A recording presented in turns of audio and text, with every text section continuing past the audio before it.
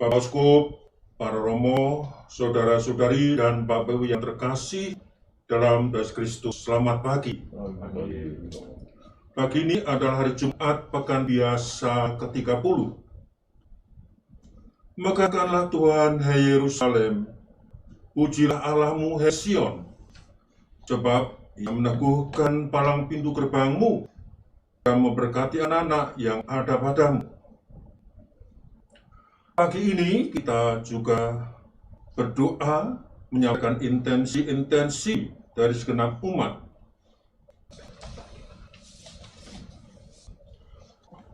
Bapak Uskup, para Romo, saudara-saudari, dan Bapak Ibu yang terkasih, baru saja kita mendengarkan dua kutipan dari kitab suci dari surat Rasul Paulus kepada jemaat di Filipi dan dari Injil Lukas. Dari dua bacaan ini, sengaja kita sekalian untuk merenung, untuk berefleksi dengan tema sapaan. Dengan sapaan. Bahwa ternyata sapaan itu sungguh dahsyat. Sapaan itu obat yang sangat mujarab. Sapaan itu sungguh sangat bermanfaat, dahsyat, mujarab, dan sangat bermanfaat. Saya mulai dari pengalaman saya lebih dulu.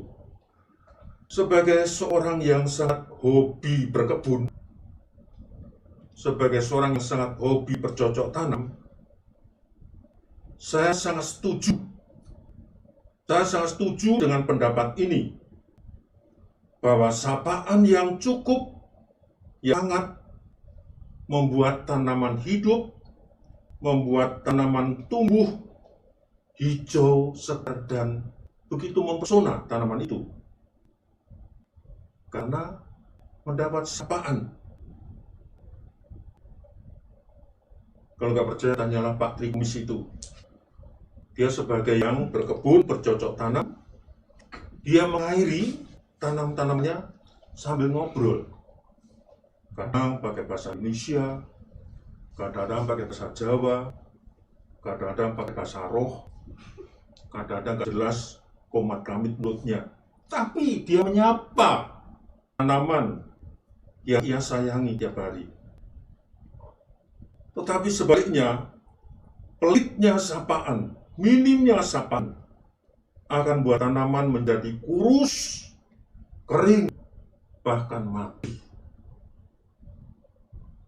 Karena tidak mendapat sapaan.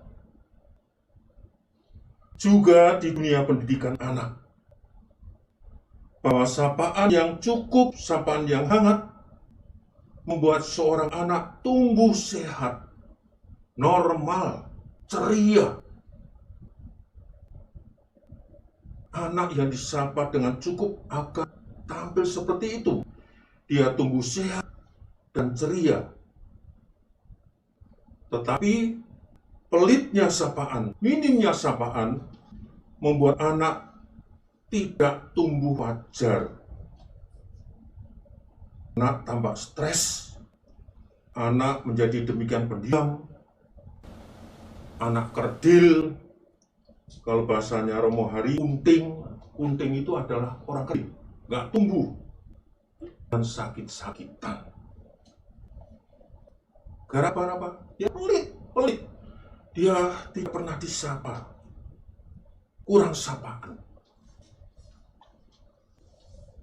Kakak-kakak saya ini sudah pada nikah. Ada perempuan, terus laki-laki namanya Haruno. Mereka sudah pada nikah. Saya tidak. Nah, yang menarik perhatian saya adalah, saya mati begitu. Ternyata Mbak Yu saya, kakak ipar saya itu begitu rajin menyapa anak-anaknya. Dan ternyata akhirnya anak-anak mereka jadi orang. Nggak ada yang monyet.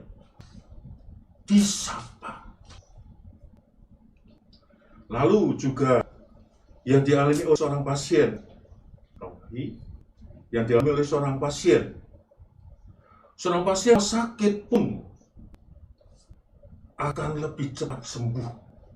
Lebih cepat sembuh manakala dia tidak hanya diberi obat-obat, vitamin, tapi manakala si pasien ini dia bicara, diajak ngobrol oleh dokter, oleh tenaga perawat, bahkan tidak hanya bicara, diajak menyanyi dan didoakan,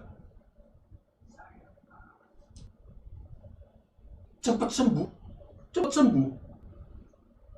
Tapi sebaliknya, kalau pasien itu hanya diberi obat, dia akan stres, nggak sembuh-sembuh, malah bilang mau pulang aja lah gitu, padahal belum sembuh. Ya gara-gara kurang sapaan atau tidak sapa. Juga di kalangan kehidupan suami istri, bahwa sapaan yang cukup, yang hangat, membuat pasangan Anda selalu cerah, ceria, tampil cantik, meskipun tua ya, tampil cantik, yang laki-laki juga tampan ganteng, yang akhirnya membuat bahagia dan keras. Karena saling menyapa antara suami istri itu. Tetapi pelitnya sapaan atau mininya sapaan membuat rumah tangga kusut, kering, sangat membosankan. Bahkan ada yang sungkan-sungkan bilang, sudahlah, ya bubar saja. Ini sederet saya menyampaikan betapa dahsyat, betapa mujarab, betapa bermanfaatnya sapaan kepada orang di depannya. Bapak Uskup, para romo, saudara-saudara kasih, mengapa saya berbicara tentang sapaan? Saya berbicara tentang sapaan karena sapaan yang maksimal dan tanpa kendala yang dilakukan oleh Rasul Paulus dan oleh Timotius telah membuat umat Filipi guyup, rukun, kompak, dan mengalami kemajuan besar. Karena sapaan, maka orang yang sakit bisa sembuh. Dalam bacaan pertama tadi, Paulus dan Timotius melalui suratnya, bukan melalui WA, melalui suratnya, ia menulis begini. Dari Paulus dan Timotius, hamba-hamba Kristus Yesus, kepada semua orang kudus dari Kristus Yesus di Filipi, beserta para pendiri jemaat dan diakon. Kasih karunia dan sejahtera dari Allah Bapa kita dan Yesus Kristus menyertai kalian. Aku mengucap syukur kepada Allahku setiap kali aku mengingat kalian. Setiap kali aku berdoa untuk kalian, aku selalu berdoa dengan sukacita. Sudah sepatutnya lah aku berpikir demikian tentang kalian semua, sebab kalian ada dalam hatiku. Sebab kalian ada dalam hatiku. Menurut suratnya, Paulus Timotius berkata begini, semoga kasihmu semakin melimpah dalam pengetahuan yang benar dan dalam segala macam pengertian. Dengan demikian, kalian dapat memilih yang baik, agar kalian suci tak bercacat menjelang hari Kristus. Kalian dipenuhi dengan buah kebenaran oleh Yesus Kristus untuk memuliakan dan memuji Allah. Sapaan yang mensupport, sapaan yang membuat jemaat di Filipi maju besar karena diuangke, dihargai, disapa. Di Injil Lukas tadi terjadi pemandangan adegan yang sangat kontras. Para ahli Taurat dan orang Farisi diam saja. Diam dalam arti tidak peduli. Juga termasuk ketika datang seorang yang sedang sakit di hari Sabat itu, mereka diam. Ya, diam saja, ya nggak ada apa-apa. Yesus memecah kesunyian itu dengan bertanya tadi itu, bolehkah menyembuhkan orang di hari Sabat atau tidak? Mereka diam saja. Diam artinya tidak ada sapaan, nol. Maka Yesus menyapa si sakit itu. Sapa Yesus dengan cara Yesus memegang sakit itu dan menyembuhkannya. Demikian saudara-saudari yang terkasih, hari ini saya mengajak kita sekalian, jangan sungkan, jangan pelit, jangan malas untuk saling menyapa. Di zaman sekarang kita punya fasilitas untuk boleh saling menyapa. Paling tidak melalui grup WA, ya, Mas Yuki, Mas Andri. Grup WA, ada grup WA Pastores, ada grup WA Unio, ada grup WA Koster, ada grup WA Puspas, ada WA grup keluarga, lingkungan, DPP, DPKB, banyak sekali.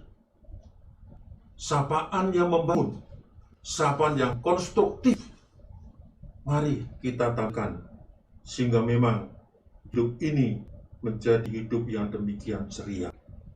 Tidak kaku, tidak diam saja. Dan Yesus memecah kesunyian tadi itu karena dia mengutamakan keselamatan harus diutamakan.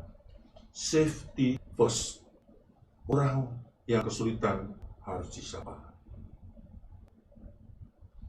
Tuhan memberkati.